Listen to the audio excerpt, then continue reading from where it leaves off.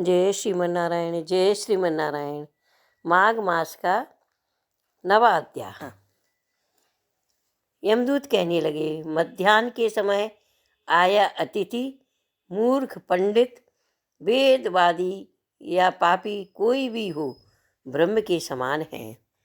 जो रात्रि के थके हुए भूखे ब्राह्मण को अन्न जल देता है, मध्याह्न के समय जिसके घर आता हुआ अतिथि निराश नहीं जाता, वह स्वर्ग का वासी होता है। अतिथि बराबर कोई धन संपत्ति तथा हित नहीं है।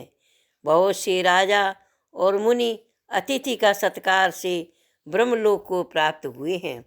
जो एक समय आलस्य से भी अतिथि को भोजन करा दे, वह यमद्वार नहीं देखता।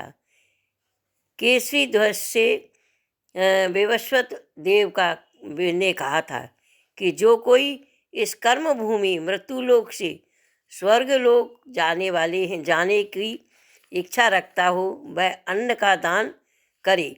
दूत कहता है कि यमराज कहने लगे, अन्न के बराबर दूसरा और कोई दान नहीं है। जो गर्मियों में जल, सर्दी में ईंधन और सदैव अन्न का दान करते हैं, वह कभी यम के द्वार नहीं उठाते।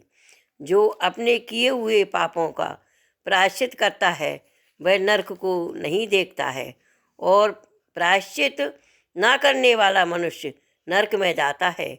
जो काया, वाचा और मन से किए हुए पापों का प्रायश्चित करता है, वह देव और गंधर्वों से सुशोभित स्वर्गलोक को प्राप्त होता है।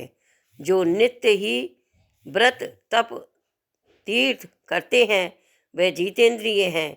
वह भयंकर यम को नहीं देखते।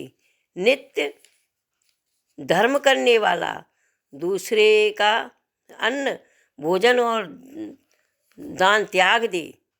जो दूसरे का अन्न त्याग दे और दूसरे का दिया हुआ दान त्याग दे, वह नित्य स्नेह करने से बड़े बड़े पाप नाश करके यम को नहीं देखता।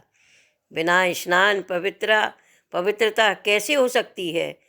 जब मनुष्य पर्व के समय चलते जल में स्नान करते हैं, बहते जल में स्नान करते हैं, वह बुरी योनि को नहीं पाते, ना ही नरक में जाते हैं। माघ मास में प्रातः स्नान करने वाले मनुष्य का नियम पूर्वक तिल पात्र और तिल कमल का दान करना चाहिए। यमदूत कहते हैं कि विकुंडल, पृथ्वी, सोना, गो आदि परम दान करने वाला स्वर्ग से नहीं लौटता। बुद्धिमान पुण्य तिथियों और प्रतिपात, संक्रांति आदि को थोड़ा सा दान करके ही भी बुरी गति को नहीं प्राप्त होती हैं। सत्यवादी, मौन रहने वाले, मीठा बोलने वाला, क्षमाशील, नीतिवान, किसी की निंदा न करने वाला, सब प्राणियों पर दया करने वाला, पराये गुणों का वर्णन करने वाला, पराये धन को तृण के समान समझने वाला, ऐसे लोग नरक को कभी नहीं देखते। माघ मास में नित्यपति सुबह उठ के स्नान करना चाहिए और दूसरे का अन्न त्याग दे, दूसरे का दान नहीं लेना चाहिए। इससे बड़ा पुण्य कोई शाह नहीं है। जय श्रीमन्नारायण, जय श्रीमन्नारायण।